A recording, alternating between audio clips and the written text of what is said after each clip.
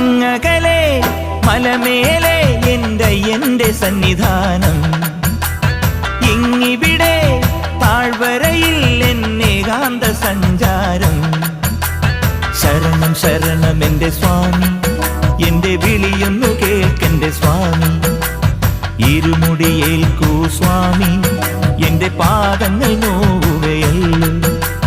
കാടിന്നിരുൾ മുടിയാകെ മലങ്കാറ്റേ തുലയുകയാ. കാട്ടാനകളുടെ മേട്ടി കരിമ്പുലിയുടെ മൂളൽ കേട്ടു. തുണയിവിടാരുമില്ല ആരുമില്ലൻ പൊന്നയ്യപ്പനെ.